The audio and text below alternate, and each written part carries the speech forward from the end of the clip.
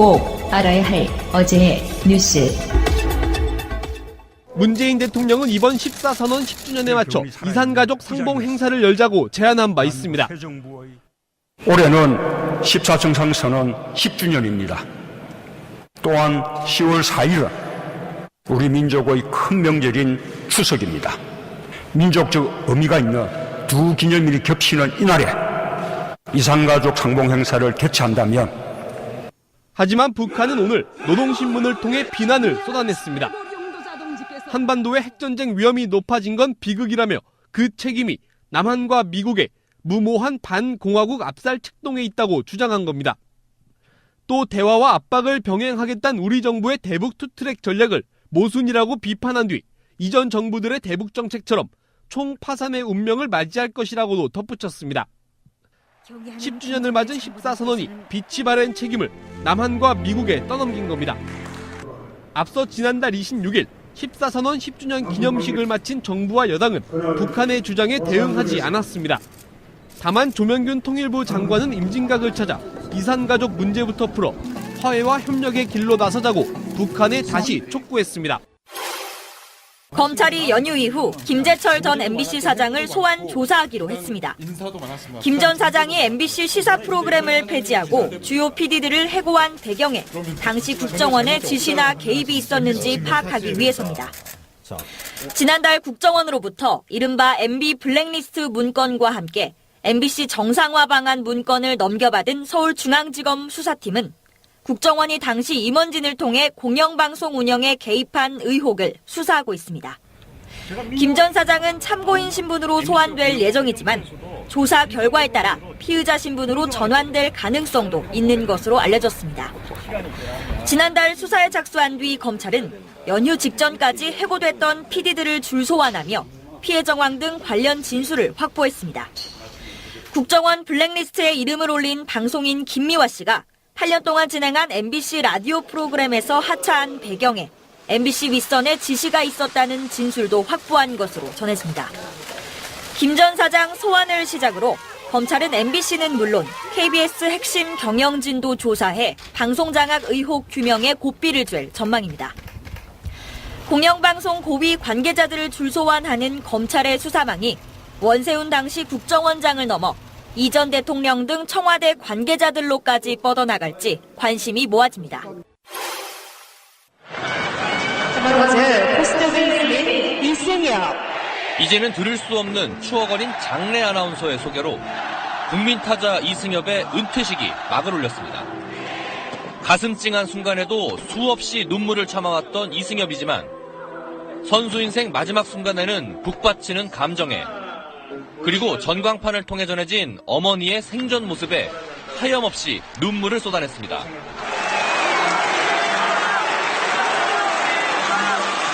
배구구장 외야에 이승엽의 얼굴이 새겨지고 등번호 36번이 영구 결번되자 이승엽은 숱한 역사를 썼던 타석에서 힘찬 스윙으로 작별 인사를 했습니다. 문재인 대통령도 축하 메시지를 보낸 가운데 팬들은 떠나는 전설의 인생 2막을 응원했습니다. 떠나는 모습이 이제 아쉽긴 하지만 어릴 때부터 이제 이승엽 선수 경기를 보면서 너무 행복했습니다. 이승엽 선수 감사합니다. 화이팅! 이승엽도 진심 어린 감사 인사를 전했습니다. 지금 이 여러분들의 함성 소리 기억하겠습니다. 잊지 않겠습니다. 언젠가는 여러분들께 보답할 수 있도록 사회로 나가서 열심히 살겠습니다. 이승엽은 이제 전설이 돼 떠났지만 팬들의 가슴 속엔 영원한 국민 타자로 남았습니다. 방송 중간에 좋아요를 눌러주시면 새날팀들에게 큰 힘이 됩니다. 미리 감사합니다. 트위터가 진짜 언론입니다. 예, 추석 연휴에도 뉴스는 있습니다. 재밌는 트윗 섞어보기 시작하겠습니다. 오늘은 트윗들을 한번 섞어보는데 명절에 보니까요 아주 빅뉴스는 없어요. 명절에 빅뉴스라고 하는 게 어떻게 보면 이런 거죠. 고속도로가 잘 막히고 있습니다. 뭐 이런 거죠. 자, 천사데이 10월 4일 날 나와서 하는 방송. 자, 나오신 분들 소개해드리겠습니다. 이분들은 저는 보수로 주장합니다. 팟캐스트 봇. 자, 마차님. 안녕하세요. 마차입니다. 고향 다녀오셨어요? 네. 고향 다녀왔는데도 녹음실에 앉아 있어. 추석날 대단하신 분들이십니다. 자, 명종님. 안녕하세요, 유명종입니다. 예, 명종님도 고향 다녀오셨습니까? 그럼요. 그런데도 이 자리에 앉아 있어. 버심이 확실합니다. 네. 다음에 우리 야수님. 안녕하세요, 야수입니다. 예. 지나가는 길에 들렸습니다. 지나가는 길에 들렸는데 하필이면 딱 방송하는 그 녹음실이. 네. 자, 어서 오시고요. 저도 4년째인데 명절날 고향 내려가면은 녹음회에 간 거 갖고 가서 대부분 그 편집해서 올렸거든요. 올해는 그게 없었어요. 첫 휴가. 네, 그래서 사실상. 네, 14년 이후 네. 첫 휴가. 휴가였는데도 방송이 나가. 정말 무식한 방송이에요. 근데 어쨌건 제주도 갔어요. 우리 어머니 평생 소원 중에 하나였거든요.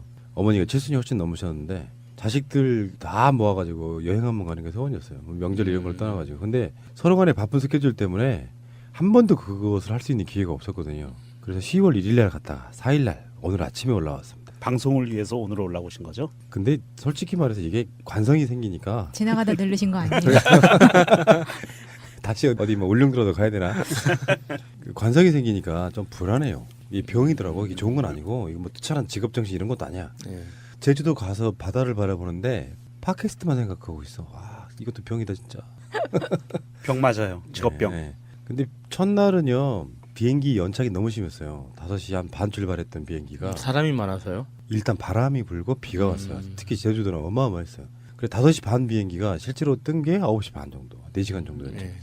제주도에 도착하니까 11시가 다 돼갖고 밥도 제대로 못 먹고 4박 2일 갔다 온 거예요. 오늘 아침 일찍 올라왔기 때문에 잠잔 날짜는 4박이 개념이 안 들어와가지고 무슨 말인가 했어요. 4박 2일 아니구나. 3박 2일이구나. 3박 2일. 1, 2, 3, 4 이렇게 갔다 왔으니까.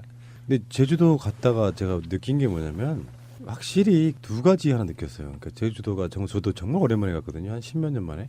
별로 그 중간에 갈 일이 없어가지고 우리 팀들은 많이 갔죠. 강정 무슨 뭐 행사하고 그런다고. 근데 저는 갈 수가 없었고.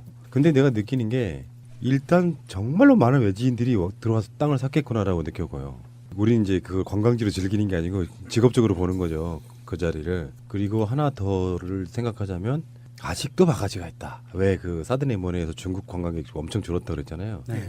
근데 다른 종류 음식점은 별로 바가지가 없는데 회 종류는 왜 이렇게 바가지가 심한지. 가격이 비싸죠, 꽤. 네, 회 종류 특히. 예. 그러니까 거기는 진짜 막 서울 웬만한 고급 음식점에서 먹는 것도 더 비싼 거예요. 그러니까 돈이 없어서라기보다는 나는 그렇게 말하고 싶어요. 돈이 없어서라기보다는 기분 나빠서. 네, 그거 먹다가 취할 것 같아서 안 먹게 되더라고. 푸나님 그 가족이 제주도 가시는 그날 10월 1일 날 그날 그 난기류가 워낙 제주 항공에 심해서 제주 상공에 에어부산 같은 경우에 착륙을 못하고 부산에서 떠서 제주도 가는데 5시간 걸렸어요. 2번을 왕복했대요. 떨어가지고 난기류 때문에 승객들이 공포에 질려 있고 아이들 울고 막 그랬다고 그러더라고요. 그 타이밍이었어요. 나도 워낙에 비행기나 헬기 이런 걸 잘 타는 사람인데도 롤러코스터처럼 푹 꺼지는 거 있잖아요. 제주 상공에서만 한 25분 돌았어요. 그리고 착륙은 했지. 제주도가 월 사상 최대 연휴 때 50만 명에서 한답니다. 제주도 인구가 40만인데. 그 제주도 조금 가라앉았겠는데요. 그러니까 무거워서. 무게들 때문에. 바다나 이런 건 좋긴 좋더라. 그러니까 오랜만에 바다 가니까 그렇죠. 좀 뻥 뚫리고 가족들 간에도 근데 여행이라는 게 저는 별로 그렇게 좋아하진 않거든요. 맨날 하는 게 차 타고 어디 관광지 둘러보고 밥 먹고 사진 찍고 관광지 둘러보고 사진 찍고 밥 먹고 이런 식인 거지. 자 어쨌든 좋은 시간이었고요. 가족들 듣고 계시죠? 예, 감사드리고요.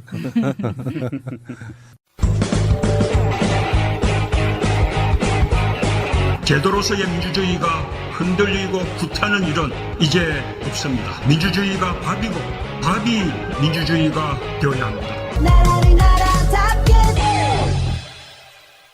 오늘은요 사실 큰 뉴스들이 별로 없어서 방송을 뭘로 할까 소재를 찾던 도중에 트윗 자체가 뉴스잖아요. SNS 시대에는 그 뉴스들을 한번 통째로 한번 섞어보는 대방출. 근데 그냥이 아니고요. 워낙에 뉴스들이 많으니까 일단 RT 500개 이상, 현재 RT 500개 이상인 트윗들을 한번 소개를 해드리는 시간을 갖겠습니다. 잠시 후에 오겠습니다. 연휴 기간 내에 가장 큰 이슈를 몰고 왔던 분이 계시죠. 언주리 씨. 언주리? 언주리 씨. 또. 슈레딩거의 고양이님의 트윗입니다. 언주씨의 엉뚱한 발언이 문제가 아니라 팩트체크 없이 받아 써서 기사를 낸 기레기가 큰 문제다. 언주씨 말이 맞는지 국고를 소비하여 불꽃놀이를 한 것인지 확인을 하고 언주씨의 발언은 이러했으나 사실은 이러하다. 라는 기사를 냈어야 한다. 쓰렉. 이렇게 올려주셨고요. RT가 700개가 됐네요. 이현주가 불꽃놀이.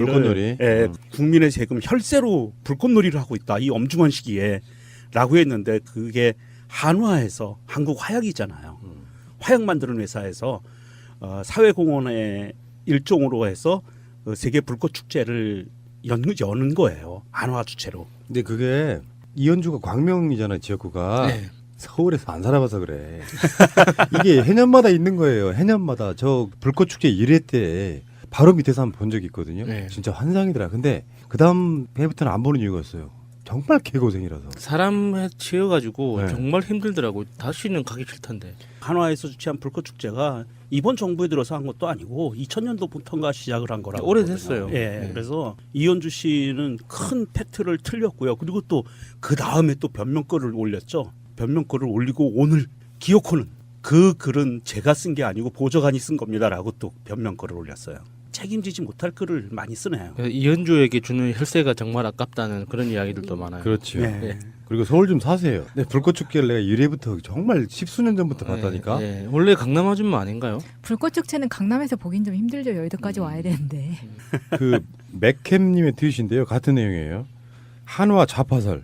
나는 한화 광고가 마음에 안 든다. 중략. 문재인 정권은 한화에 빚이 있는 것이다. 한화는 보수인 척하지만 실제로는 좌파 편이고 김대중께 성장했다. 이용주가 퍼온 글인데 뭔 소리예요? 그러면 좌파들은 뭐 그 자기 자식이 맞고 들어오면은 찾아가서 뭐 때려주고 복수하고 막 그런다는 거예요? 그러니까 그게 묘한 게 이현주가 그 댓글을 달았는데 그 불꽃 축제 예. 그 자기 글 밑에 그 성토하는 글이 달리니까 거기다가 글을 달았는데 거기에다가 맨 뒤에다가 펌글이라고 썼어요. 자기 얘기는 아니고 딴 사람이 얘기한 걸 퍼온 거다라는 뜻으로 하면서 자기 의중을 거기다 드러낸 거죠. 그 비상님의 트윗인데요. 이것도 RT가 500개가 넘었어요. 국민 여러분, 유권자 여러분, 제발 부탁인데 아무리 인재가 없어도 또라이는 뽑지 맙시다. 추석 명절 이후에 욕을 안 하려고 하고 있거든요. 방송에서 욕 무조건 미처리 하려고 그래. 그럼에도 불구하고 그냥 읽어주는 건 어쩔 수가 없어요. 또라이는 뽑지 맙시다. 내 씨발 살다 국회의원 주둥이에서 한화 좌파 기업 소리 듣게 되고 상상도 못했습니다. 지 편의에 의해 기업도 진영으로 나누는 쓰레기가 나올 줄이야. 네. 한화가 좌파가 될 수 없는 회사잖아요. 한화는 무기를 많이 만들어야 네. 기업이 성공하는 회사 중에 하나거든요. 그렇죠. 한화는요 한국 화약의 준말이거든요. 그렇죠. 그래서 한화그룹이 됐어. 예. 대한생명이 갖고 있던 63빌딩을 인수하면서 또 한화생명 해가지고 네. 뭐 이렇게 바뀐 거고요. 근데 이현주의 멘탈을 제가 그렇지 않아도 관광지 있으면서 이게 막 뜨니까 막 방송하고 싶어서 미쳐 죽는 줄 알았는데 속으로 그런 생각이 들더라고. 이현주가 정말 우리나라 최고의 관심병자에 올라섰구나. 자기가 문제를 일으켜갖고 왜 막 비난받고 그랬죠. 노동자 비하부터 시작해서. 예. 그러다가 요즘에 이현주 뉴스가 너무 뜸했어. 그러니까 내가 봤을 때는요. 그런 말이 다 정답인 것 같아. 특히 이런 쓰레기들한테는. 자기 부고를 제외한 모든 뉴스는 나쁜 뉴스라도 신문에 나오는 게 좋다. 이게 정신들의 얘기가 있잖아요. 예. 그만큼 존재감과 관심 받는다는 거잖아. 그러니까 자기 뉴스가 최근에 안 나오니까 미치는 거야. 그래서 이게 틀렸다는 걸 알면서도 한번 질러본 것 같아. 그렇지 않고서 이건 불가능한 얘기예요. 저는 좀 자괴감 같은 게 느껴진 게 이 섬사람에 대한 자부심 같은 게 있거든요. 그러니까 기본 심성이 이렇게 뭐 믿을 수 있는 사람이다. 그 가수들 중에서는 거미 씨가 섬에서 태어나서 자랐잖아요. 어디 섬이에요? 그 섬 이름은 기억이 안 나는데 거미도 섬 출신이고 요순가 목포인가 막 그래. 그 섬에서 난 사람들은 기본적으로 뭐 좀 심성이 믿을만하다. 그래도 뭐 바다까지 가지는 않는다. 나쁜 짓을 하더라도 이런 자부심 같은 게 있었는데 여의도 원정 출산 한번 이번 이 이현주 의원 이 기사를 보면서 와 이거는 진짜 바닥이다. 이거는 좀 상상하지 못할 바닥이다는 그런 느낌 때문에 좀 자괴감이 좀 들더라고요. 야수님, 예. 영도가 섬이에요. 다리도 있는데.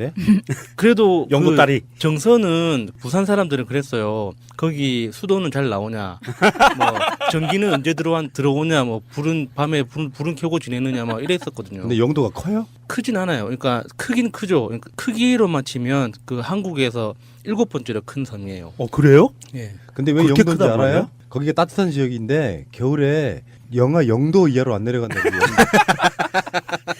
좀 심하다. 와, 설득력 쩔어. 제주도 시기모입니다. 아이고 참. 어쨌건 그 이현주 씨가 또 이런 식의 국민적 관심을 또 한번 대차게 욕을 하면 먹는군요. 뭔가 좀 긍정적인 걸로 좀 우리한테 좀, 야, 이현주가 정말 지금까지 그렇게 욕을 먹더니 이제서야 정신 차렸구나라는 소리를 다음 선거 때까지 듣게 될까요? 힘들 것 같아요. 변상욱 기자님이 이렇게 또 트윗에 올려주셨어요. 아주 날카롭게 올렸습니다. 정진석, 홍준표 막말과 이현주, 정미용 막말은 다르다고 봅니다.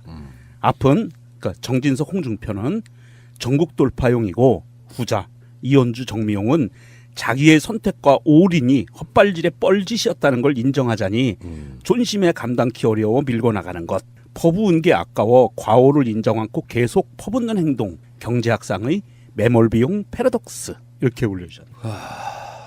1085개가 트윗됐습니다. 이현주 씨는 다음 총선 때 당선될 수 있을까요? 힘들죠. 힘들 것 같습니다. 광명 시민들도 싫어하죠 지금. 예, 정말 훌륭하신 분들이 많은데 그러면 기본적 바탕이 지금 현재 민주당 지지자분들이 찍어준 사람이잖아요. 예. 근데 이현주 씨가 지금 총선에 누구랑 붙어도 저는 5% 이상 넘기 힘들다고 봅니다. 누구랑 붙어도.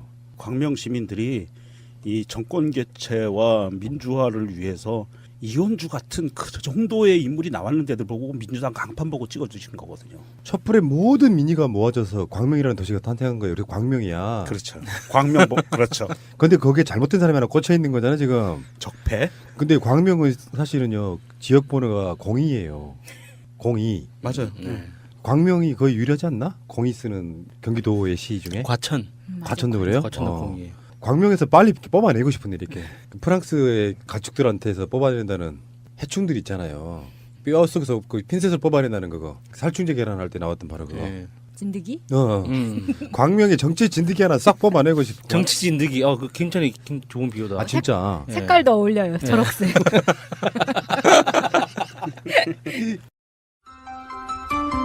새가 날아든다는 여러분들의 하트를 먹고 삽니다.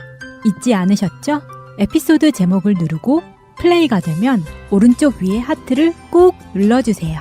오늘도 감사합니다.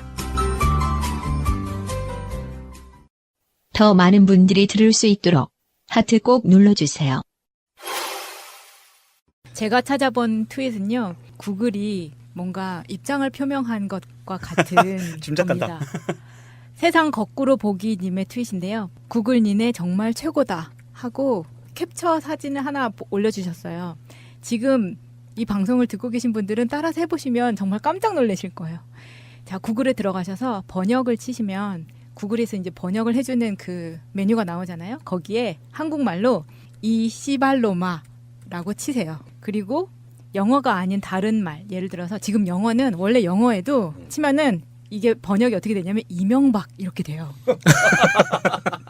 근데 이게 알려지고 나서 이분이 올렸을 때만 해도 영어로 하면 이명박이 나왔는데 지금은 영어로 하면 이명박이 안 나오고요. 예를 들어서 아프리카어나 뭐 프랑스어나 이렇게 바꾸잖아요. 그러면 이 씨발로마가 이명박으로 번역돼서 나옵니다. 그래요? 어디. 해보세요.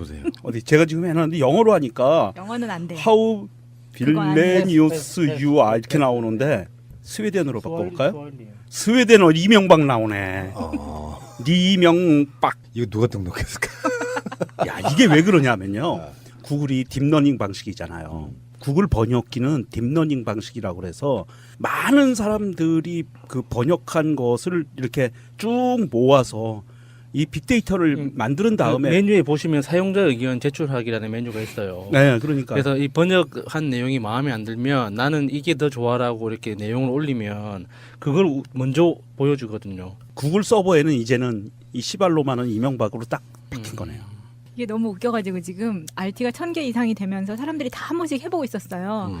그래서 저도 해봤는데 영어는 안 되길래 이거 그냥 합성이었구나라고 생각을 했는데 다른 언어로 해보니까 다 이명박으로 나와요. 그러니까요. 저도 그거는 문제 인식하고 바꿨나 보죠? 예, 영어는 바꿔줬어요. 네덜란드어도 이명박이고 라틴어 스와힐리 한번 해보시죠. 스와힐리요. 모든 다른 언어는 다 이명박으로 나와요 지금.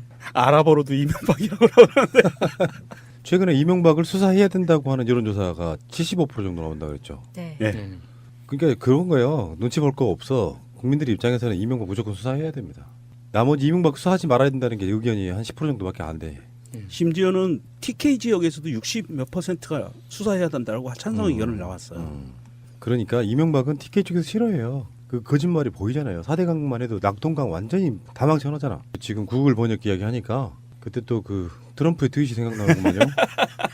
연합뉴스의 그 뉴욕 특파원이었나요? 워싱턴 특파원 워싱턴 이승호 기자.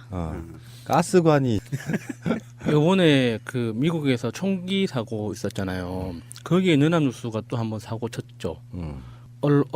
론 울프라는 표현을 네. 원래 단독 범행이라는 뜻인데 네. 외로운 늑대같이 그 우물한 성격의 사람이었다 뭐 이런 식으로 번역을 해가지고 굉장히 또 비웃음을 샀어요. 그게 어하고 론을 붙였죠. 예. 예. 언론 울프? 예. 언론 울프? 예.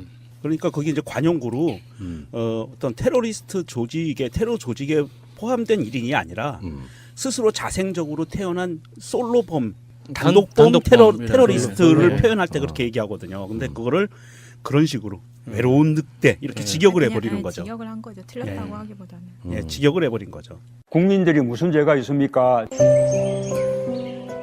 잠깐만 그 다른 이야기 좀 할게요. 마차님과 야스님의 연기력이 돋보이는 파파메이드. 내려!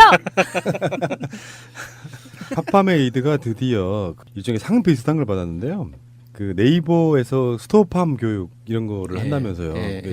네이버가 이제 어떤 그 검색의 1인자 이런 게 아니라 쇼핑몰 그것에 대한 1인자 뭐 이런 걸 좀 하고 있는 것 같아요. 거기서 우수 판매자로 선택돼서 네이버랑 인터뷰를 했더라고요. 파파메이드가요? 네. 부도 그럴 것이 이제 우리가 만든 광고가 또 다른 팟캐스트들에 나가는 혁혁한 뭐랄까 좀 정말 부끄러웠습니다. 왜 네가 거기서 광고에 이름이 나? 본의 아니게 광고인이 돼버리신 분들. 근데 이 부분은 이제 파파메이드 이 부분은 제가 편집하는 저쪽에서는 담배 엄청 피우잖아요. 저 편집하는 공간에서는. 그래서 그때 파파메이드 대표님한테 파파메이드를 몇 개를 구입을 해서 그 주위에 좀 놨단 말이에요. 그래가지고 평상시 때도 저녁에 이제 새벽까지 편집하고 다음날 아침에 오면 담배 냄새가 옛날에 비해서는 거의 안 나는 편이에요. 워낙에 막 헤비 스모크를 하니까. 근데 명절에 처음으로 4일 정도를 비웠잖아요. 다시 들어오면 왜 이 냄새하고 완전히 격리된 상태에서 이렇게 구분할 수 있잖아요. 담배 냄새 하나도 안 나. 제 어마어마해요 지금 파파메이드 제. 제가 제일 먼저 들어왔잖아요. 네. 정말 담배 냄새 안 났어요. 네, 그러니까 담배 냄새에 찌들어가지고 담배 냄새 뭐 저 혼자 살 때는 집에서도 피웠고 몇 년 만에 한 번씩 보면 벽지가 들어올 정도 이렇게 피웠었단 말이에요. 혼자 살면 그래요. 그런 적 있죠, 선생님도? 아, 저는 아닙니다. 딱 그 뭐라고 표현되냐면 호레비 냄새. 그렇지. 저는 그 냄새가 싫어가지고 진짜 안 피웠어요. 안 펴도 나요. 그리고 실제로 파파메이드 관련한 그 인터뷰를 보시면요. 제가 이거를 이 주소를 그 팟빵 공지사항란에다 올려드릴 테니까 한번 읽어보세요. 전에도 처음에도 말씀드렸지만 냄새를 무슨 덮거나 다른 냄새로 이렇게 그런 게 아니고 냄새를 분해하는 역할을 하는 그런 거예요. 세라믹 성분을 뭐 해서 대단한 발명품이라 그랬잖아요. 그러니까 지금까지 탈취제 개념이 아닌 새로운 개념의 탈취제인데 이름을 마땅히 붙이기가 좀 그렇다. 우리가 그렇게 소개를 해드린 적이 있었거든요. 요즘에 자동차용도 잘 나가는데 주로 이런 거는 이게 좀 깔끔 떠시는 우리 여성분들이 훨씬 더 관심이 많이 있어하는 분야잖아요. 냉장고용이 또 그렇게 잘 나간다네요. 처음에 시작은 자동차용으로 만들었는데 냉장고용이 엄청 잘 나간대요. 뭐 그렇게 이야기도 하시고 실제로 그 인터뷰 기사를 읽어보면은 정말로 아빠가 딸들 위해서 만든 거예요. 처음 시작이 그 자동차 같은 데서 담배 찌든 냄새 나는 게 맨날 갈구니까 딸들이 아빠 담배 좀 끊으라고 갈구니까 에이씨 그래서 아빠가 만들었습니다. 만든 거예요. 그래가지고 실제로 제가 봤을 때는 탈취제라고 나온 것들 중에는 가장 강력한 게 아닌가 싶어요. 이게 사용 후기를 보면요. 냉장고용 드러나는 가격을 보면 눈에 보이는 가격은 비싸요. 그런데 실제로 쓰면은 다른 방향제들보다 훨씬 싸다는 거예요. 왜냐하면 오래 쓰니까. 그래서 이걸 그 생활협동조합 같은 데서는 이 독점 판매를 해준대요.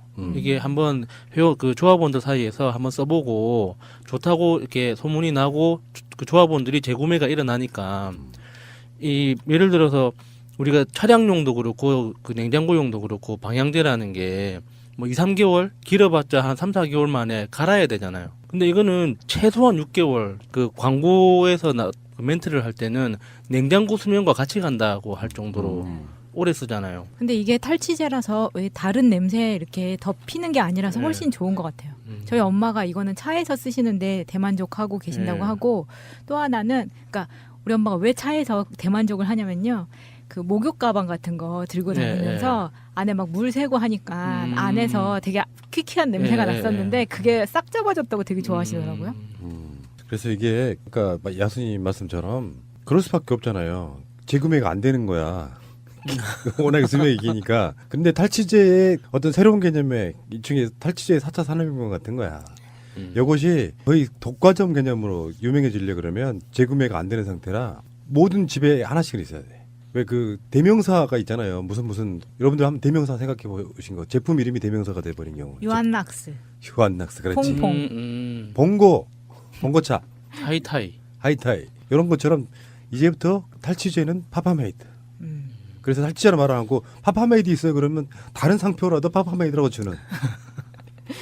어쨌든 대단하신 분들이고 이런 분들이 이런 식의 어떤 그 대박이라면 대박인데 남이 돈 벌어서 뭐 배 아파 이런 개념이 아니고 정반대로 우리랑 관련 있는 사람들인데 대박이 나가지고 벌써 네이버 같은 데서 이런 인터뷰를 한다는 건 어떤 거냐면은 가능성을 발견했다는 거거든요. 예.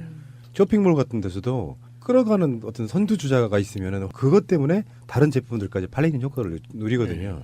그래서 파파메이드 명절에 꼭 기억해 두셨다가 뭐 지금 뭐 구매도 상관없겠죠. 근데 최근에 어떤 쇼핑몰이든 이번 주에는 구입하면 집을 받을 가능성은 사실상 없어요. 어쨌건 간에 구입하셨고 써보시기 바랍니다. 특히 냉장고가 가장 효과적이라는 거는 뭐 어떤 의미냐면 저번에 말씀드렸죠. 좁은 공간 내에서 바람이 도는 부분이라 바람이 도는 순간 계속 잡아먹는 거예요. 자동차와 냉장고가 그런 의미에서 굉장히 효과적이다. 파파메이드 꼭 써보시고요. 이제 이 인터뷰 보면 그런 게 나오더라고요. 아토피. 오늘 제가 제주도에서 올라와가지고 밥을 못 먹었잖아요. 아침에 새벽까지 출발했거든요. 일어나기를 6시 전에 일어났어요. 비행기 타려고. 서울에 도착을 해서 집에 앞에 오니까 10시가 안 됐어. 그래가지고 배고파서 밥을 시켜 먹는데 식당 하나 못 열었더라고요. 10시 밥 먹었지? 근데 갑자기 거기서 되게 맛있는 커피 냄새가 나. 야, 커피 한잔 마시고 싶다 했는데 주인 아줌마가 바로 위에 있는 방향제를 가리키는 거야. 커피 향이었던 거예요. 그게 좋을 리가 없잖아요. 변장이 확상하더라고. 근데 파파메이드는 천연 세라믹 성분 같은 거를 굉장히 오랜 시간 동안 연구해가지고 성분을 개발하신 거거든요. 그러니까 화학적 성분이 전혀 없어요. 집이든 어디든 간에 그런 식으로 갖다 놓으시면 아이들한테 아토피에는 거의 뭐 신경을 안 쓰셔도 될 것 같다 이런 말씀 드리고 싶고요. 파파메이드 사장님 대박 나시면 아시죠? 네. 진짜 근데 이런 회사가 정말 잘 됐으면 좋겠어요. 그러니까 네. 나중에는 이제 뭐 처음에 시작할 때야 팟캐스트에 우리 것 좀 홍보 좀 해주세요로 시작할 수 있는데 나중에는 반대가 되겠죠. 우리가 저 회사 알아. 자, 파파메이드 구매를 하시려면요 포털에서 파파메이드 검색하시면은 들어가실 수 있습니다. 그리고 이제 뭐 니즈라고 하잖아요. 마케팅 이런 쪽에 그런 것들이 너무 뻔한 광고들이라 업종 자체가 안 살려고 했다가 이제 이렇게 이제 입증되는 것들이 하나씩 나오면 처음에 우리가 광고했을 때 정말 획기적이어서 누가 이걸 흉내라도 내 가지고 이거 체감 어떡하나 대기업들이 뭐 이렇게 걱정했었잖아요. 네. 맞아요. 그때는 그렇게 이야기하니까 사람들이 뭔 소리야 에이, 너무 광고라도 뻥이 심하다 했는데 입증이 되기 시작하니까 사람들이 이제 제 2차 구매가 이루어질 바로 그런 시점이라고 보실 수 있겠죠. 네. 이 파파메이드 김치 냄새 제거하는 냉장고용 제품의 맨 밑에 이런 글이 달려 있습니다. 적폐청산하듯 악취를 분해하는 탈취제. 사실 우리 일상생활에 가장 적폐 중에 하나가 담배 냄새, 냉장고 냄새지. 방구 냄새도 있고. 자, 잠시 후에 오겠습니다. 다음 트윗 가겠습니다. 좀 가볍고 재밌는 거 하나 갈까요? 문성근님의 트윗입니다. 그 그림이 있어요. 문재인 대통령, 노무현 대통령, 김대중 대통령 이렇게 환하게 웃고 있는 그림인데 정말 멋있게 그린 그림이죠. 이렇게 좋다. 4, 5, 6, 7분 늘어날 거야. 아니 늘려야 해. 지금 민주정부 3기니까 3번째고요. 4번째, 5번째, 6번째, 7번째니까 앞으로 대통령이 우리 쪽에서 4분이 더 나오시는 거예요. 5년 단임제니까 아직까지는 20년을 더 하는 거죠. 문재인 대통령 빼고. 그래서 정권 연장의 의지를 확 드러내셨습니다. 최근에 그 트위터에서 본 것 중에 문재인 대통령하고 노무현 대통령하고 이렇게 수년 전에 노 대통령 살아계실 때 사석에서 이렇게 노는 모습을 화면으로 담은 게 돌고 있더라고요. 너무 좋아. 그러니까 보통 대통령들 하면 근엄하고 그래도 좀 유머라고 해봐야 대통령이 하니까 유머지. 이런 유머들 많잖아요. 근데 그 사석에서 이렇게 무슨 파티 같은 건데 정말 인간적인 모습 되게 많이 보여줘. 너무 좋아가지고 흥에 겨워서 막 소리 지르고 막 이런 거 있잖아요. 이 사진에서 보면은 노 대통령 표정도 참 해맑을 거예요. 이번에 어머니나 뭐 이렇게 고향에 계신 식구들이 많이 모였으니까 정치 얘기 또 했을 거 아니에요. 며느리들은 며느리들 차를 타고 따로 가고요. 아들들만 따로 어머니랑 같이 차 타고 움직였어요. 근데 정치 얘기 되게 많이 했어요, 우리들은. 놀라웠던 거 하나 있었습니다. 우리 어머니가 2년 전부터 민주당 당원이시더만요. 그러셨어요? 아니 그거를 훌륭하신 분이네요. 네. 양양자 최고위원 지역구에 계시잖아요. 그러면서 뭐 그 이야기 하는데 무슨 얘기를 하시냐면은 광주에 계시면 느끼는 것들인데 본인은 대선 때도 주위 사람들 막 이제 설득해가지고 민주당 문재인 찍어라 뭐 이렇게 하셨다는 거예요. 지금 보면은 전라도권에서 국민의당 지지율이 한 10%에서 15% 정도 나와요. 어떤 사람들인가 봤더니 똑같으마. 그러니까 우리 어머니가 우려하시는 게 그거예요. 총선 때 왜 지역 감정 유발해가지고 문재인 뭐 친노 이런 사람들이 호남 차별했다 이렇게 막 소문내고 막 그래서 표가 좀 적게 나왔다고 분석하는 것도 있잖아요. 지금도 그런 짓거리 한다는 거예요. 그래서 그런 쪽, 그러니까 국민의당 안철수 지지자들 쪽에서 맨날 하는 게 최근에 나오는 진짜 그게 움직이는 게 있다네. 그러니까 안철수가 뭐 하나를 톡 터뜨려줘. 호남 홀대론, SOC 홀대론. 그러면 그거를 그대로 받아가지고 지역에 있는 국민의당 핵심 당원들이나 당직에 이런 사람들이 그걸 퍼뜨리는 거예요. 그래가지고 실제로 지금도 이제는 뭐 호남 사람 홀대지 말라고 해서 막 국무총리부터 했고 다 만들어줬더니 우리는 그딴 거 필요 없고 돈 줘 뭐 이런 거요? 그렇지. 예산 내려줘요. 인사폭탄은 필요 없고 예산폭탄 줘. 이렇게 실제로 박지원이 오딩이었잖아요. 근데 실제로 그런 지역감정 유발을 되게 많이 하더라. 최근에도. 진짜 나쁜 놈들이더라고. 이렇게 말씀을 하시는 걸 보고 들었거든요. 근데 이렇게는 안 돼요. 이 사람들은 대선을 노리는 수권 정당이라기보다는 지역 토어로서 남아서 지방선거나 국회의원 선거 때 그나마 명맥을 유지하려고 하는 거거든요. 근데 호남 사람들 대부분은 그걸 이미 눈치를 챘는데 일부가 그런 식의 지역 감정 선동을 꽤 한다고 좀 분노하시더라고요.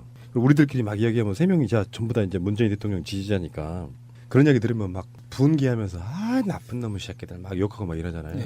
그래서 혼연일체가 돼서 우리 가족에게는 수십 년 동안 볼 수 없는 뭐가 있냐면은 부모님 형제 간의 정치적인 견해가 달라가지고 싸우는 일은 지금까지 단 한 건도 없었어요. 아 행복한 정말 집이네요, 행복한 진짜. 가족인 거지. 하여튼 특히 전라도 쪽에는 그렇게 정치적인 문제로 싸우는 집이 다른 지역에 비해서는 좀 없다고 적은 편이라고 알고 있는데 이 뭐 TK 지역이나 특히 부산 경남 쪽은 싸우는 가족 정말 많죠. 특히 부모님하고 그러니까 제가 아는 친구 부모님은 동네 사람들의 그 몰상식한 그런 새누리당 지지에 염증을 느껴서 60년 넘게 살았던 동네를 떠나버리신 분도 계세요.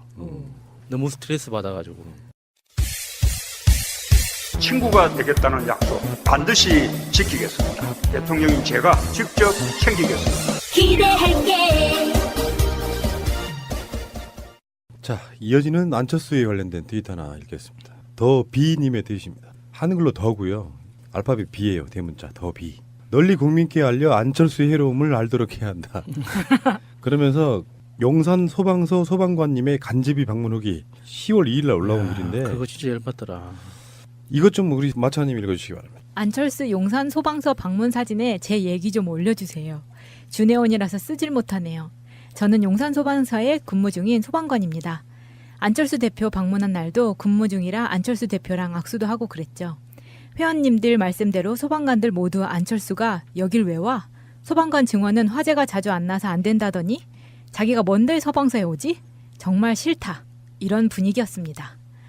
그런데 막상 만나보니 안철수 대표님 정말 가식적입니다. 오기 전부터 이것저것 준비시켜 그림 잘 나오도록 장비 깔아라, 도열해라, 요구도 많더니 당일날은 기사가 나갈 마감 시간이 있다고 일정을 변경해서 사진부터 찍자네요. 사진 찍으러 오는구나 느껴졌습니다. 정말 국민의당 그 참모들이 댓글이나 SNS 모니터링을 안 하나 봐요.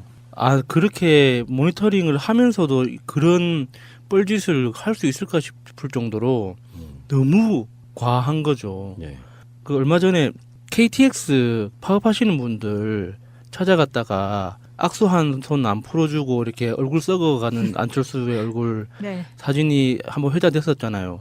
그래서 자기가 딱히 할 말이 없거나 할 의지가 없으면 안 가면 돼요. 그거 말고도 자기 갈 만한 곳 많잖아요. 뭐 벤처 단지를 가든 또 굳이 용산 소방서를 네. 가가지고 굳이 그렇게 자기들을 반겨주지 않을 거라는 게 너무 뻔한 곳을 굳이 찾아가서 이런 망신을 당하는 거 보면 정말 위에서부터 아래까지 전부 다 뭔가 지금 멘붕 상태? 정말 이게 멘탈이 뭐 좀 문제가 있는 것 같아요. 대부분의 댓글이 지금 대통령 놀이 그만해라 네. 이렇게 달리고 있거든요. 김호준 총수가 뉴스 공장에서 그런 말 했죠. 올해 대선 없다. 이 대통령이 했던 행적을 지금 계속 따라가고 있어서 SNS에서는 삼청동 수제비집도 가는 거 아니냐 이런 이야기가 올라오고 있어요. 문재인 대통령이 연휴 초기에 김정순 여사하고 둘이서 불시에 그냥 삼청동에 있는 수제비집에 가서 시민들로부터 어마어마한 환대를 받았거든요.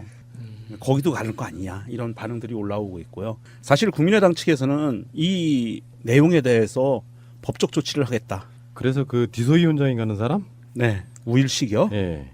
이 양반이 지를 발광 이런 단어도 썼고요. 지랄 발광도 아니고 지를 발광. 이상하게 하다 보니까 지금 오늘 트윗이 국민의당 트윗이 되네요. 그러게요. 이거 우리 국민의당 이현주부터 시작해서 우리 친국민의당인가?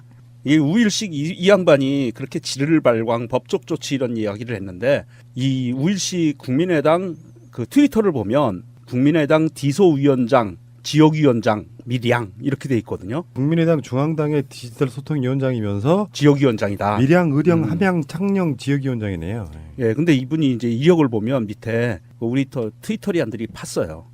밑에 이력을 보면 캘리포니아 센트럴 대학교 개건 교수 전 이렇게 돼 있는데요. 이 캘리포니아 센트럴 대학이라는 데가 디플로마 밀이래요. 그게 뭐요? 디플로마 밀. 그게 뭐예요? 디플로마면 무슨 뭐 졸업장 그런 거 아니에요? 예. 학위 공장이라고 그러죠. 디플로마 밀이 그러니까 학위 공장이라고 우리나라 말로 하는데 예. 그 뭐냐하면 정상적이지 않은 전차를 받고 학위를 받게 해주는 곳. 그러니까 불법이죠. 증장사 해주는 그렇죠. 말하는 그 학교가 그 학교라네요. 아니 뭐 지금 찾아봐도 캘리포니아 센트럴 대학교라는 대학교가 없는 것 같은데. 캘리포니아 한 가운데 있지 않을까요? 센트럴이니까 걱정주의구만 거기도. 캘리포니아 걱정. 이게 이게 어떻게 나왔냐면 2007년 8월 22일 중앙일보 기사에 나와요. 그 학교가 디플로마 밀이라고. 그 엄지와 지온이라는 트위터리안님이 이걸 찾았어요. 거기에 교수가 지금 현재 국민의당 그렇죠. 그렇다는 디플로마 밀의 그 개건 교수였다. 그러면 디플로마 밀의 개건 교수면 정상적이지 않잖아요, 이 사람도. 그럴 가능성이 있다는 거지. 예, 그게 거기가 디플로마 밀인지 몰랐었나? 이분이 그 이현주 벤치마킹인가요? 어떻게든지 유명해져야 되잖아요. 우일식님 71년생이세요? 예. 그래요? 예. 젊으시네. 예. 아우 창피해. 캘리포니아 센트럴 대학교 있지도 않고 막 이거 뭐예요 지금? 디플로마 밀이래잖아요. 어처구니가 없네 진짜. 그 궁금하신 분들은 한번 찾아보십시오. 여기 보면 인터넷에서 보시면 중앙일보에서 2007년 8월 22일 기사입니다. 한국인 운영 미국 8개 비인가 대학의 실체 이렇게 해가지고 제목이 나옵니다. 그러면요 소방관 얘기가 나와서 제가 또 다른 트윗 하나 읽어볼게요. 민병두 의원님, 민병두님의 뜻입니다. 소방관이 현관문 뜯고 구조했더니 손해배상 소송. 중국에서는 도움 주다가 상대방이 다쳐도 민사상 책임이 면제되는 것을 골자로 한 호인법이 10월부터 시행됐다. 구조행위 면책권을 부여하는 입법 발의에서 억울한 소방관 의인이 나오지 않도록 하겠습니다라고 올렸습니다. 이게 참 문제예요. 119 신고를 받고 만약에 갔는데 안에서 화재가 난 것 같이 연기가 나오고 있어요. 그러면 소방관들이 일단 문을 못 열게 되면 뜯고 들어가거든요. 근데 들어가 봤더니 안에서 만약에 그 훈증제 같은 걸 피워놓은 거다. 그런데 그 문 뜯은 거는 소방관 책임이 되는 거예요. 소방차가 가다가 교통사고 일으키잖아요. 소방관 책임이에요. 그건 말이 안 되지 않나? 우리나라 현재 그렇게 돼 있어요. 시스템이. 바꿔야죠. 그래서 이 공무원들이 적법한 절차를 진행을 하다가 자신의 업무를 진행을 하다가 문제가 된 거는 국가가 그 부분은 면책을 해줘야 되는데 우리나라는 그런 게 전혀 없죠. 경찰들도 경찰차가 교통사고 나면 본인이 고쳐야 돼요. 그런 게 있습니다. 그래서 미국에서는 경찰차가 추격하다가 막 들이받아서 이렇게 세우잖아요.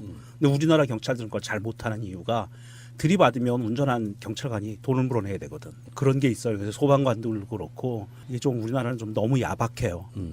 공무를 수행하다가 이런 문제가 생겼을 때는 그거는 적법하다라고 보면 정부에서 그거는 감면을 해줘야 되는데 특히 그 소방도로에 그 불법 주차되어 있는 차량 때문에 소방차가 진입을 못해도 그게 법적으로 그 차량들을 건드리지 못하게 돼 있다고 하더라고요. 그게 소방서에서 그를 강제로 뭐 견인을 한다거나 이렇게 밀어내면서 차량이 손상이 되면 그 운전자들이 책임을 져야 된다고 하더라고요.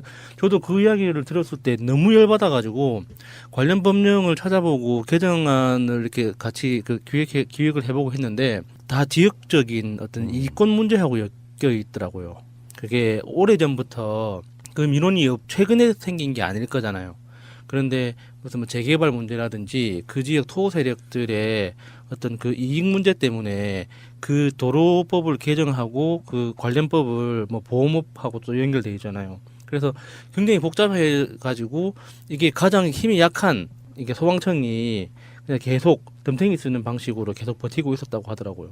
얼마 전에도 소방관 순직하셨잖아요. 네. 그 소방관 순직이 매년 5명꼴로 일어난대요. 우리가 뉴스 잠깐 나오니까 또 까먹고 하는데 얼마 전에 이낙연 총리인가요? 가서 거의 강릉 통곡을 하시더라고요. 그러면은 빨리빨리 만들어져야 돼요. 이런 부분은 예전에는 그런 거 있잖아요. 공무원들 니들 월급 받잖아. 뭐 그게 문제야 이렇게 생각하던 관점을 떠나가지고 공무원이라고 해도 실제로요. 군인들은 전쟁이 안 일어나잖아요.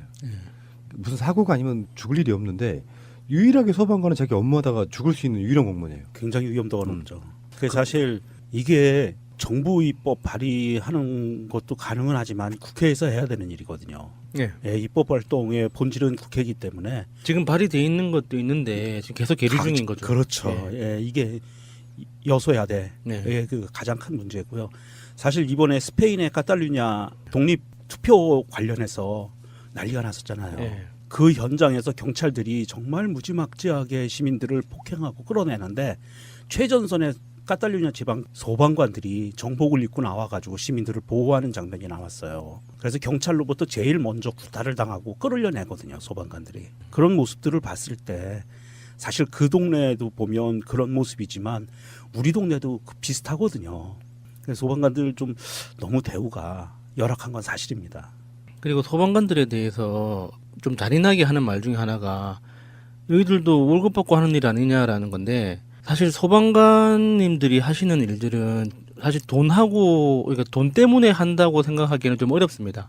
우리가 돈을 아무리 많이 준다고 하더라도 할 수 없는 그러니까 그게 그 업무 그러니까 다른 사람들을 희생하고 내 육체적 편리함을 희생해가면서까지 다른 사람을 구해내고 도움을 주는 걸 자기 직업으로 삼는 게 아무나 할 수 있는 건 아니거든요. 돈 문제하고 상관없는 거예요. 그런 일을 할 수 있는 사람이 있고 그런 일이 그러니까 몸에 안 맞는 사람이 있단 말이죠. 그래서 다른 사람들을 돕는 게 내 몸에 정말 제 몸 맞춤업처럼 꼭 맞는 사람들이 정말 운 좋게 딱 자기 직업을 찾은 사람들 중에 훌륭한 사람들이 소방관이라고 저는 보거든요. 그래서 그 사람들이 월급을 받기 때문에 월급 받은 만큼 일하는 거지 뭐 우리도 월급 받은 만큼 일하는 거야 이런 식으로 보기에는 그분들이 하는 일이 그 중요함이 너무 커요. 아무나 할 수 있는 것도 아니고. 맞아요. 사람들이 굉장히 그 쉬운 말로 나도 돈 주면 하지 뭐 이런 식으로 하지만 그게 돈 받는다고 아무나 할 수 있는 일이 아니거든요. 그래서 그 가치를 우리가 좀 다르게 좀 생각해 볼 필요가 있어요. 이게 분명히 이게 뭐 월급 주면 땡이냐 그게 아니라는 점에 대해서. 우리 어렸을 때 그런 이야기 많이 하죠. 우리 꼬맹이 장래희망이 얼마 전까지 마을버스 운전사였거든요. 그런 거하고 비슷해. 소방관 하시는 분들 어렸을 때 꿈인 경우가 많아요. 멋있잖아요. 일단 그 뭐 이렇게 미화되는 거 있잖아요. 복장도 그렇고 막.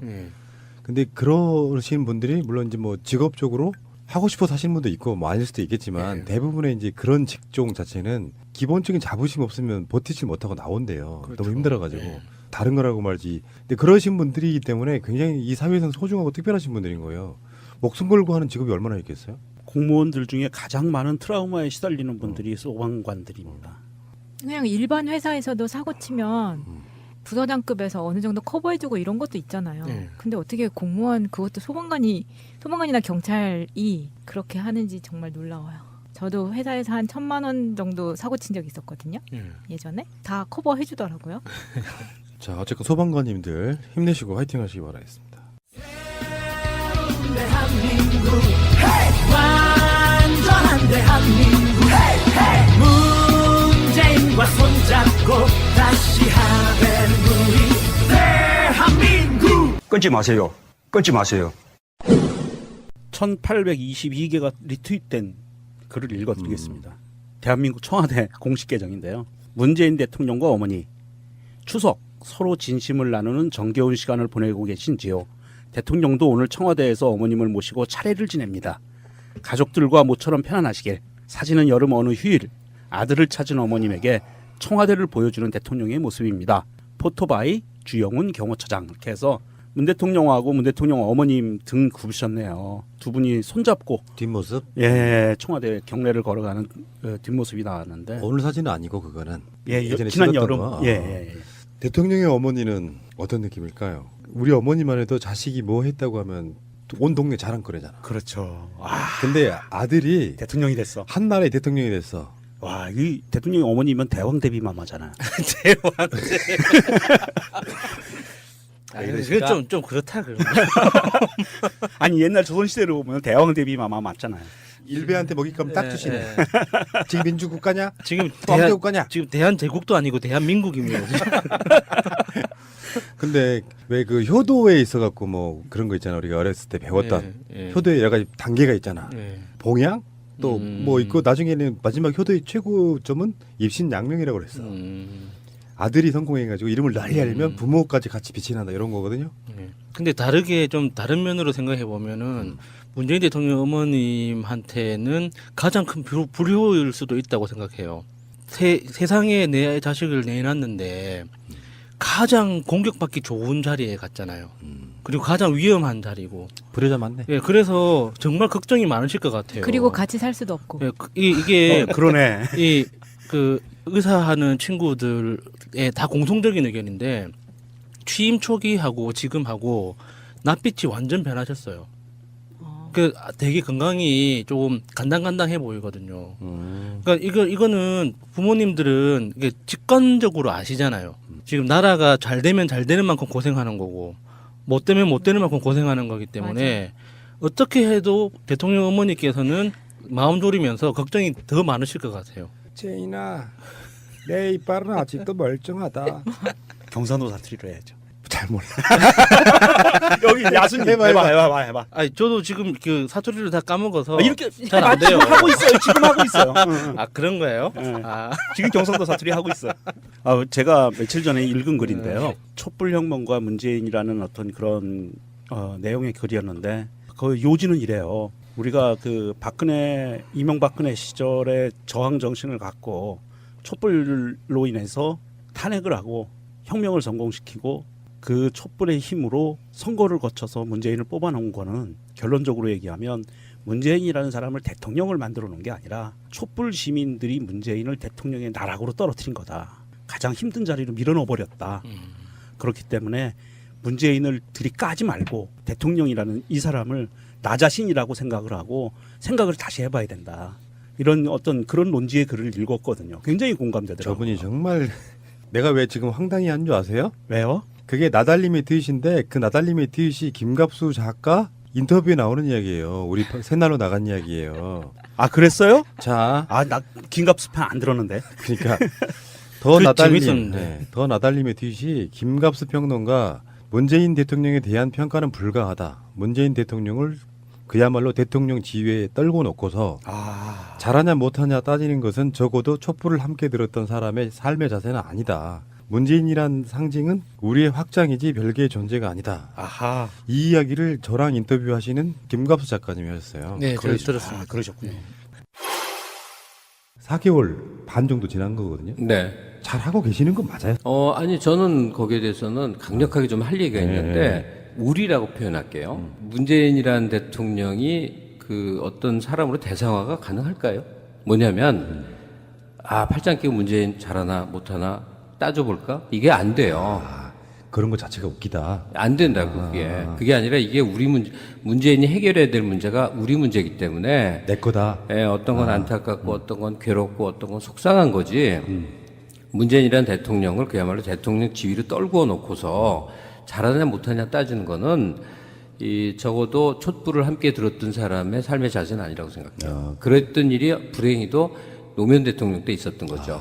좋은 깨달음이네요. 예, 대통령 만들 때까지 막 박수 쳐놓고 그다음에는 권력자는 우리 같은 사람하고는 차원이 다르니까 당신은 국가의 모든 권력을 쥔 사람이니까 하고는 뭐 따지고 항의하고 뭐 견제하고 그런 거 생각했잖아요. 근데 우리가 지나온 세월을 가만히 생각해 보면 결국 문재인이라는 상징은 우리의 확장이지 별개의 존재가 아니잖아요. 문재인이 이상한 인사, 박성진 같은 사람을 인사하는 것도 내가 내 가슴을 쥐어 뜯을 일이지. 그러니까 우리라고 그룹핑할 수 있는 소위 그걸 전 솔리데리티라고 생각해요. 연대. 연대죠. 공화정의 가장 중요한 가치가 연대예요. 근데 그 연대가 누가 이제 대표가 필요하니까 문모 아저씨를 대표로 만들었지만 사실은 연대감을 갖고 있는 사람들의 지금의 공통 과제가 지금 국정이에요. 그러면 당장 4개월 체험해봐서 알겠지만 모든 게 장애물이잖아요.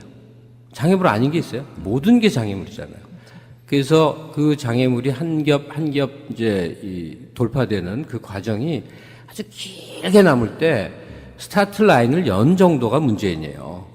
앞으로 5년이 경과하고 또 10년이 경과하고 그보다 더 많은 세월이 지나는 동안에 지나간 문재인의 시절을 기억을 하겠지만 그건 우리의 모습인 거란 말이에요. 떼놓지 말자고. 물론 이제 편의상 필요에 의해서 얘기의 편의상 문재인 대통령의 어떤 정책, 어떤 인사, 어떤 외교 행적에 대해서 평판을 내릴 수 있어요. 그러나 속마음은 그렇다는 얘기예요. 그분이 말씀하신 걸 듣고 저도 순간적으로 그런 생각이 들었거든요. 좀 부끄럽다. 그러니까 그 질문이 뭐였냐면은 정권개최 전에 나오고 지금 정권개최 후에 나오셨으니까 내가 질문을 그렇게 했어요. 문재인 대통령이 잘하고 있습니까? 너무 이렇게 단편적인 그런 질문을 했더니 바로 돌아온 답이 이거였어요. 저도 좀 이렇게 한 대 맞은 듯한 느낌이었어요. 그때 답이. 그 속으로 되게 멍해지는 그런 느낌. 김갑수 작가님하고 인터뷰는 정말 좋았었고요. 밀도라고 할까요? 수다이긴 한데 내가 그 자리에 끼고 싶은 그런 느낌의 이야기를 되게 많이 해주셨어요. 끼고 싶었습니까? 예, 맞아요. 다음에 나오실 땐 제가 끼워드리겠습니다. 고맙습니다. 일정이 지금 안 나오시는 날밖에 없어가지고 어쨌든 김갑수 작가님 인터뷰 아직까지 못 들으신 분들은 꼭 한번 들어보시기 바라고요. 명절에 듣기에는 딱 부담 없이 참 좋습니다. 들었어야 되는데 제가 이어폰을 안 갖고 가는 바람에 못 들었네요. 막 열심히 이야기해. 저기 뭔 소리인가? 우리 방송력이구나. 근데 몰라. 그러니까. 명예회복을 위해서 미디어 본부님의 트윗을 읽어드리겠습니다. 742개 트윗했어요. 10월 3일 날 올린 글인데요. 오늘은 저희 결혼 1주년 되는 날입니다. 지난 365일간 한 번밖에 싸우질 않았고 안에서는 이러면서 밖에서는 저런다는 말 듣지 않으려 가정에도 충실했습니다. 그러므로 축하와 덕담 부탁드립니다. 10년만 살아봐. 1주년이라고요. 축하드리네요. 미디어 몽고님이 처음으로 이 계정을 만들어서 개인적인 활동을 시작했을 때가 언제인지 정확히 기억은 안 나요. 그런데 미디어 몽고님이 트위터를 올렸던 게 한 서너 개밖에 안 됐을 때 트윗이 그때부터 이제 미디어 몽고라는 이 계정을 알고 있었거든요. 그래서 이분이 꾸준히 성장해오는 과정을 보면서 정말 이 시대의 언론이라고 하는 그 언론의 정의가 계속 변화하고 있잖아요. 그리고 1인 미디어라는 어떤 그 크기 그리고 이렇게 범위라는 것도 이게 실체가 변하고 있는데 거기에 꼭 맞게 스스로를 변화시켜가면서 이 채널을 확장하는 걸 보면서 멋있다는 생각을 정말 많이 했습니다. 미디어 몽고님이 2009년 7월에 트윗을 처음 시작했네요. 오래됐다. 정말 백도 돈도 없이 그냥 자기 한 몸으로 시작하신 거거든요. 카메라 한 대하고 자기 몸만 가지고. 그게 진정한 의미의 이제 1인 미디어의 시작 이렇게 보시면 되겠죠. 본인의 그 프라이드, 자부심도 굉장히 클 거예요. 그래서 트윗 계정에 보면 미디어 몽고님 트윗 계정에 보면 밑에 시대의 기록자 이렇게 돼 있어요. 야, 멋있잖아요. 멋있네요. 벌써 1년 축하드려요. 그 대치동 나팔님이 트윗을 올린 건데요. 창원에서 있었던 어떤 사건 CCTV 화면이에요. 근데 그게 뭐냐면은 버스 시내버스 안에 갑자기 앉아있던 남자가 발작을 일으켜요.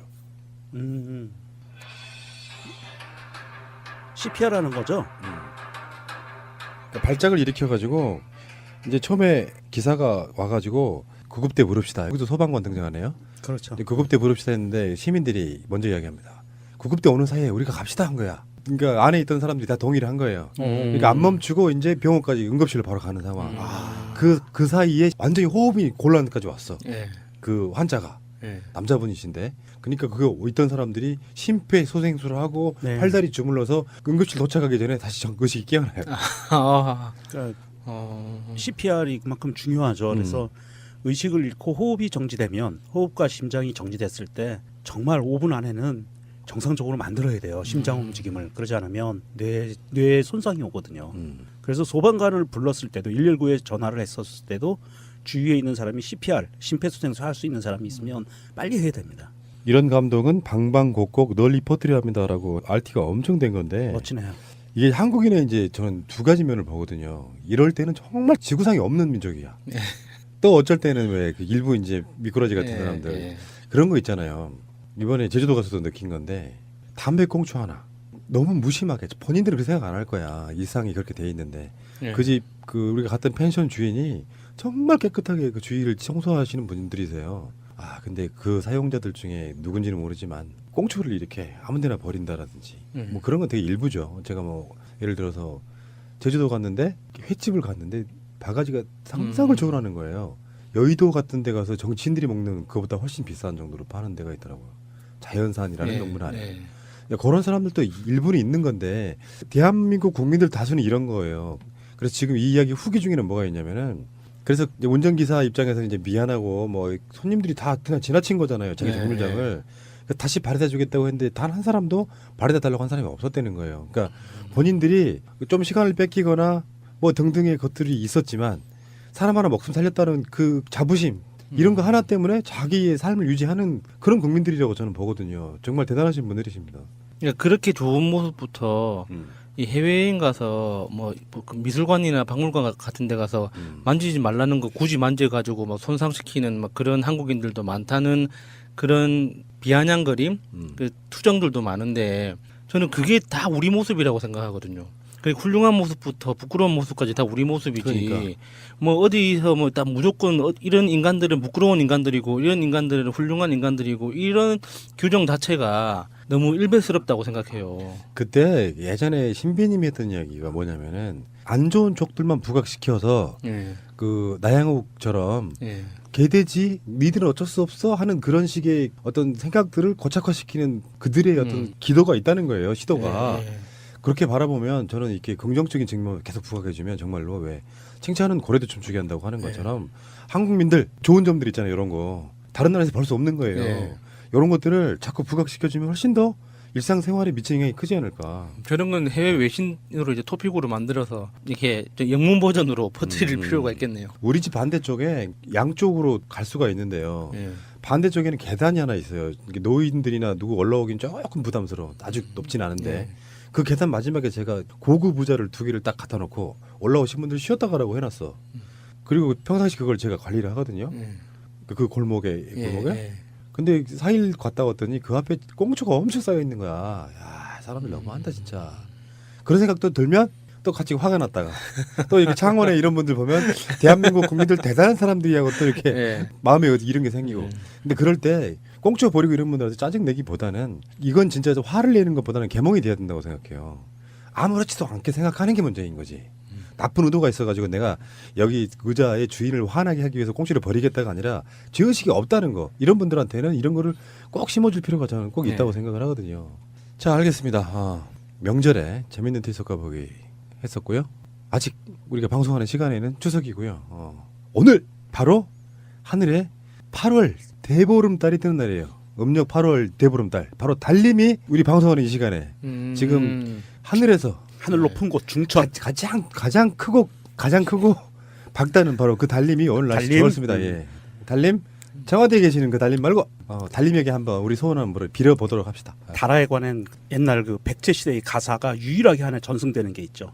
달아 높이곰 더다샤. 기억나시나요들? 그 문재인 대통령이 탄생하는 걸 예언한 거예요? 아, 백제 시대에 벌써? 오, 달아 높이곰 더다샤 청와대로 가거라 뭐 이런 거. 아, 그랬구나. 알겠습니다. 없어서라기보다는 기분 나빠서. 네. 그거 먹다가 취할 것 같아서 안 먹게 되더라고. 푸나님 그 가족이 제주도 가시는 그날 10월 1일 날 그날 그 난기류가 워낙 제주 항공에 심해서 제주 상공에 에어부산 같은 경우에 착륙을 못하고 부산에서 떠서 제주도 가는데 5시간 걸렸어요. 2번을 왕복했대요. 떨어가지고 난기류 때문에 승객들이 공포에 질려 있고 아이들 울고 막 그랬다고 그러더라고요. 그 타이밍이었어요. 나도 워낙에 비행기나 헬기 이런 걸 잘 타는 사람인데도 롤러코스터처럼 푹 꺼지는 거 있잖아요. 제주 상공에서만 한 25분 돌았어요. 그리고 착륙은 했지. 제주도가 월 사상 최대 연휴 때 50만 명에서 한답니다. 제주도 인구가 40만인데. 그 제주도 조금 가라앉았겠는데요. 그러니까 무거워서. 무게들 때문에. 바다나 이런 건 좋긴 좋더라. 그러니까 오랜만에 바다 가니까 그렇죠. 좀 뻥 뚫리고 가족들 간에도 근데 여행이라는 게 저는 별로 그렇게 좋아하진 않거든요. 맨날 하는 게 차 타고 어디 관광지 둘러보고 밥 먹고 사진 찍고 관광지 둘러보고 사진 찍고 밥 먹고 이런 식인 거지. 자 어쨌든 좋은 시간이었고요. 가족들 듣고 계시죠? 예, 감사드리고요.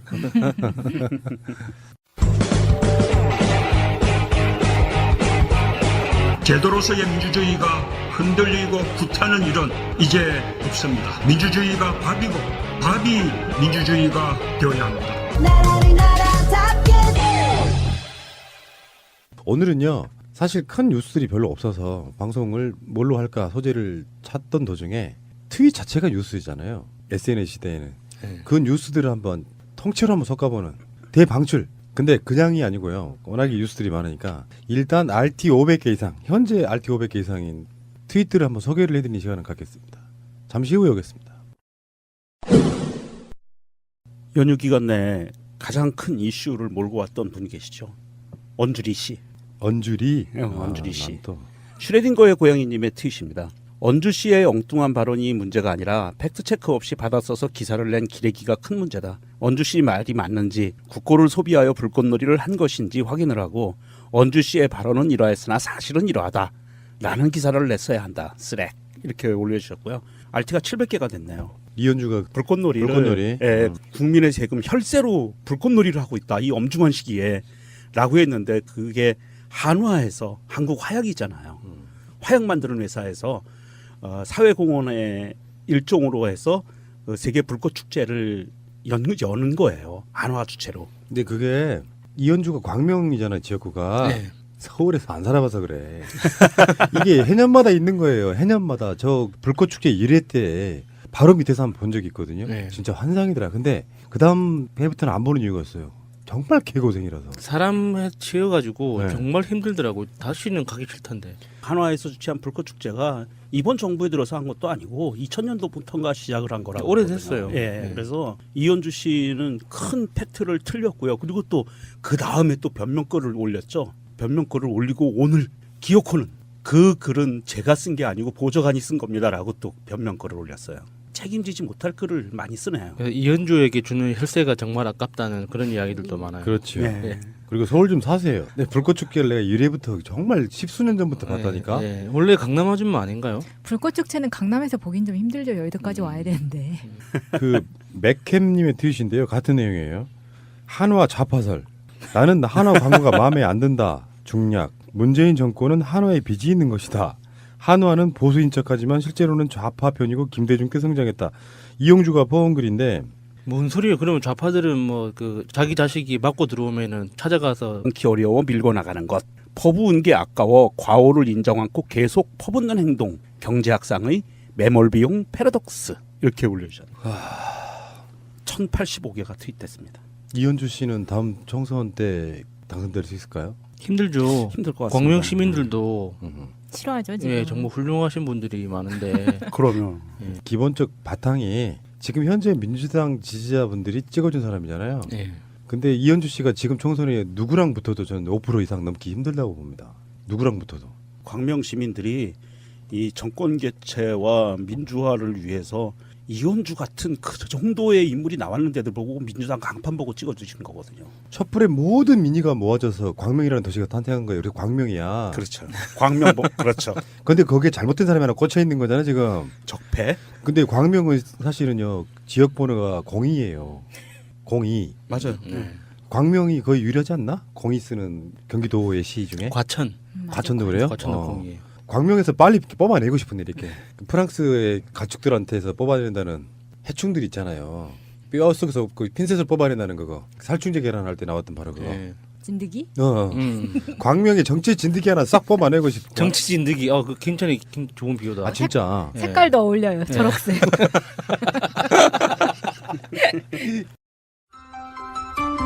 새가 날아든다는 여러분들의 하트를 먹고 삽니다. 잊지 않으셨죠?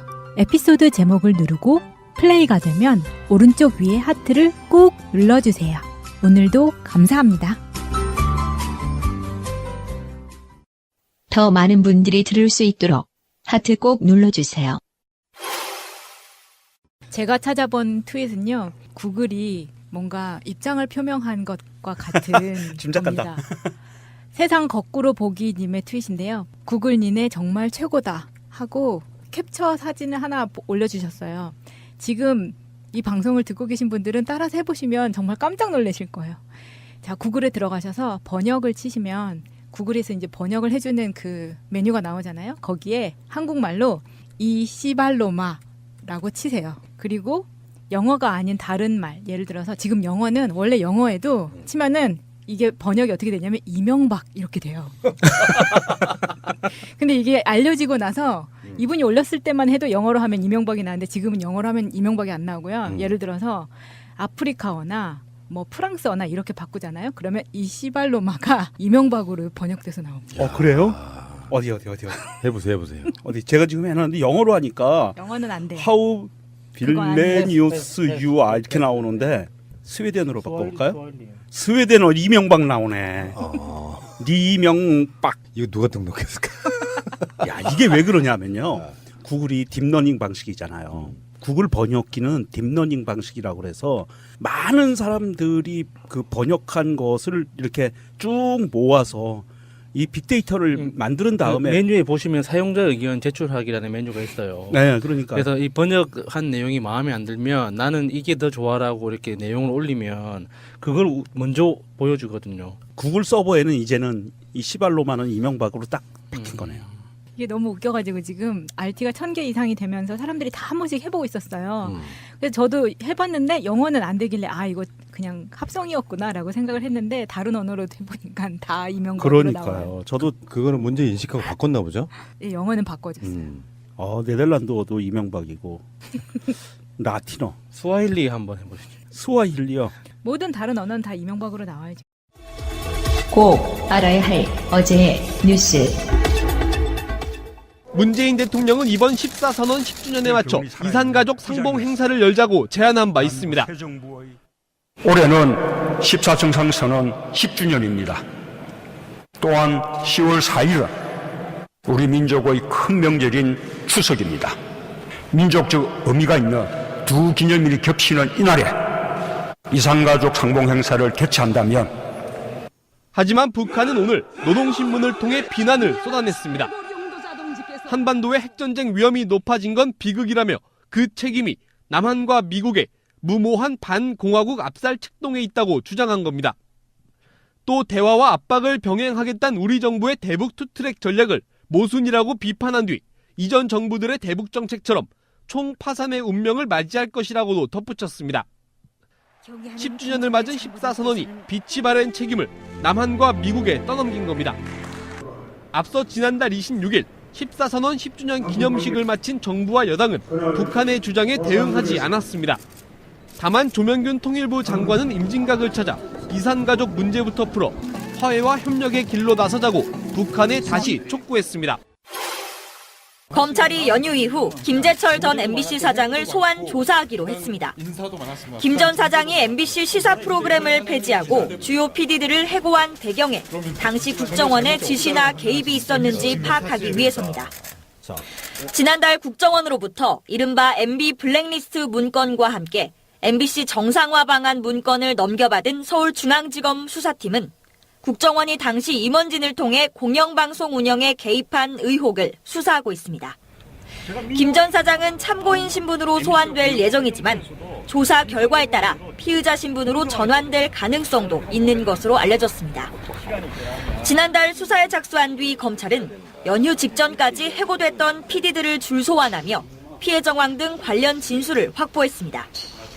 국정원 블랙리스트에 이름을 올린 방송인 김미화 씨가 8년 동안 진행한 MBC 라디오 프로그램에서 하차한 배경에 MBC 윗선의 지시가 있었다는 진술도 확보한 것으로 전해집니다. 김 전 사장 소환을 시작으로 검찰은 MBC는 물론 KBS 핵심 경영진도 조사해 방송장악 의혹 규명에 고삐를 쥘 전망입니다. 공영방송 고위 관계자들을 줄소환하는 검찰의 수사망이 원세훈 당시 국정원장을 넘어 이 전 대통령 등 청와대 관계자들로까지 뻗어나갈지 관심이 모아집니다. 첫 번째 코스트 빈슬린 이승엽. 이제는 들을 수 없는 추억 어린 장래 아나운서의 소개로 국민 타자 이승엽의 은퇴식이 막을 올렸습니다. 가슴 찡한 순간에도 수없이 눈물을 참아왔던 이승엽이지만 선수 인생 마지막 순간에는 북받치는 감정에 그리고 전광판을 통해 전해진 어머니의 생전 모습에 하염없이 눈물을 쏟아냈습니다.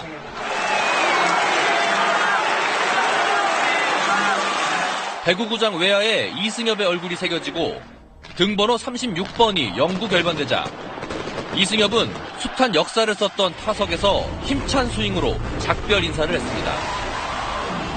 문재인 대통령도 축하 메시지를 보낸 가운데 팬들은 떠나는 전설의 인생 2막을 응원했습니다.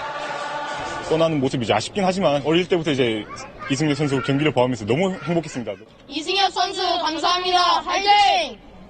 이승엽도 진심 어린 감사 인사를 전했습니다.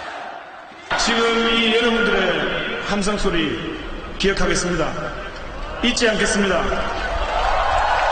언젠가는 여러분들께 보답할 수 있도록 사회로 나가서 열심히 살겠습니다. 이승엽은 이제 전설이 돼 떠났지만 팬들의 가슴 속엔 영원한 국민 타자로 남았습니다. 방송 중간에 좋아요를 눌러주시면 새날팀들에게 큰 힘이 됩니다. 미리 감사합니다. 세이나. 트위터가 진짜 언론입니다. 예, 추석 연휴에도 뉴스는 있습니다. 재밌는 트윗 섞어보기 시작하겠습니다. 오늘은 트윗들을 한번 섞어보는데 명절에 보니까요 아주 빅뉴스는 없어요. 명절에 빅뉴스라고 하는 게 어떻게 보면 이런 거죠. 고속도로가 잘 막히고 있습니다. 뭐 이런 거죠. 자, 천사데이 10월 4일 날 나와서 하는 방송. 자, 나오신 분들 소개해드리겠습니다. 이분들은 저는 보수로 주장합니다. 팟캐스트 봇. 자, 마차님. 안녕하세요. 마차입니다. 고향 다녀오셨어요? 네. 고향 다녀왔는데도 녹음실에 앉아있어. 추석날. 대단하신 분들이십니다. 자, 명종님. 안녕하세요. 유명종입니다. 예. 명종님도 고향 다녀오셨습니까? 그럼요. 그런데도 이 자리에 앉아있어. 보심이 확실합니다. 네. 다음에 우리 야수님. 안녕하세요. 야수입니다. 예. 지나가는 길에 들렸습니다. 지나가는 길에 들렸는데 하필이면 딱 방송하는 그 녹음실이. 네. 자, 어서 오시고요. 저도 4년째인데 명절날 고향 내려가면은 녹음회에 간 거 갖고 가서 대부분 그 편집해서 올렸거든요. 올해는 그게 없었어요. 첫 휴가. 네, 그래서 사실상. 네, 14년 이후 첫 휴가. 휴가였는데도 방송이 나가. 정말 무식한 방송이에요. 근데 어쨌건 제주도 갔어요. 우리 어머니 평생 소원 중에 하나였거든요. 어머니가 70이 훨씬 넘으셨는데 자식들 다 모아가지고 여행 한번 가는 게 소원이었어요. 명절 이런 걸 떠나가지고. 근데 서로 간에 바쁜 스케줄 때문에 한 번도 그것을 할 수 있는 기회가 없었거든요. 그래서 10월 1일 날 갔다가 4일 날 오늘 아침에 올라왔습니다. 방송을 위해서 오늘 올라오신 거죠? 근데 솔직히 말해서 이게 관성이 생기니까 지나가다 들르신 거 아니에요? 다시 어디 뭐 울릉도라도 가야 되나? 관성이 생기니까 좀 불안해요. 이 병이더라고. 이게 좋은 건 아니고 이거 뭐 특별한 직업 정신 이런 것도 아니야. 네. 제주도 가서 바다를 바라보는데 팟캐스트만 생각하고 있어. 아, 이것도 병이다 진짜.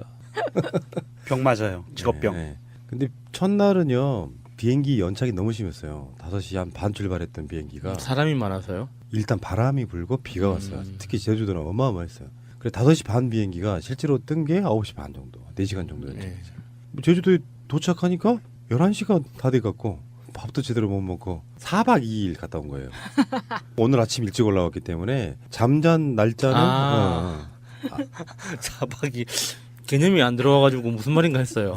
4박 2일 아니구나. 3박 2일이구나. 3박 2일. 1, 2, 3, 4 이렇게 갔다 왔으니까. 근데 제주도 갔다가 제가 느낀 게 뭐냐면 확실히 두 가지 하나 느꼈어요. 그러니까 제주도가 저도 정말 오랜만에 갔거든요. 한 10몇 년 만에. 별로 그 중간에 갈 일이 없어가지고 우리 팀들은 많이 갔죠. 강정 무슨 네. 뭐 행사하고 그런다고.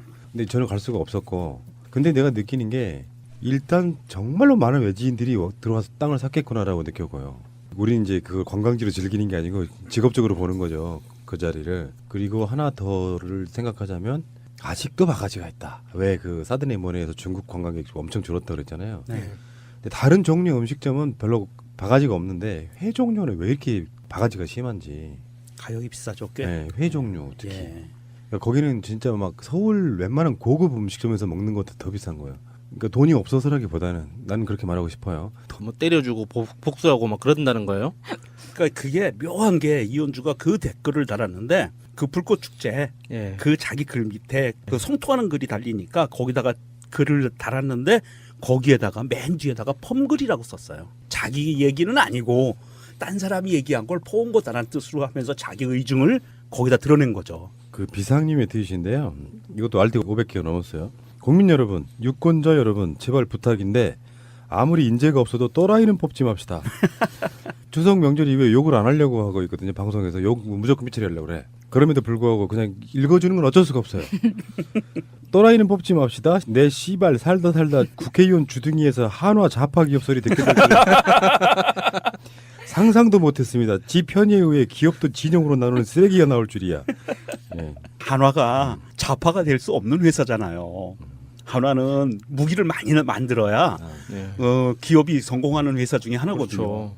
한화는요, 한국 화약의 준말이거든요. 그렇죠. 그래서 한화그룹이 됐어. 예. 대한생명이 갖고 있던 63빌딩을 인수하면서 또 한화생명 해가지고 네. 뭐 이렇게 바뀐 거고요. 근데 이현주의 멘탈을 제가 그렇지 않아도 관광지 있으면서 이게 막 뜨니까 막 방송하고 싶어서 미쳐 죽는 줄 알았는데 속으로 그런 생각이 들더라고. 이현주가 정말 우리나라 최고의 관심병자에 올라섰구나. 자기가 문제를 일으켜갖고 왜 막 비난받고 그러죠. 노동자 비하부터 시작해서. 예. 그러다가 요즘에 이현주 뉴스가 너무 뜸했어. 그러니까 내가 봤을 때는요. 그런 말이 다 정답인 것 같아. 특히 이런 쓰레기들한테는. 자기 부고를 제외한 모든 뉴스는 나쁜 뉴스라도 신문에 나오는 게 좋다. 이게 정신들의 얘기가 있잖아요. 예. 그만큼 존재감과 관심 받는다는 거잖아. 그러니까 자기 뉴스가 최근에 안 나오니까 미치는 거야. 그래서 이게 틀렸다는 걸 알면서도 한번 질러본 것 같아. 그렇지 않고서 이건 불가능한 얘기예요. 저는 좀 자괴감 같은 게 느껴진 게 이 섬사람에 대한 자부심 같은 게 있거든요. 그러니까 기본 심성이 이렇게 뭐 믿을 수 있는 사람이다. 그 가수들 중에서는 거미 씨가 섬에서 태어나서 자랐잖아요. 어디 섬이에요? 그 섬 이름은 기억이 안 나는데 거미도 섬 출신이고 요순가 목포인가 막 그래. 그 섬에서 난 사람들은 기본적으로 뭐 좀 심성이 믿을만하다. 그래도 뭐 바다까지 가지는 않는다. 나쁜 짓을 하더라도 이런 자부심 같은 게 있었는데 여의도 원정 출산 한번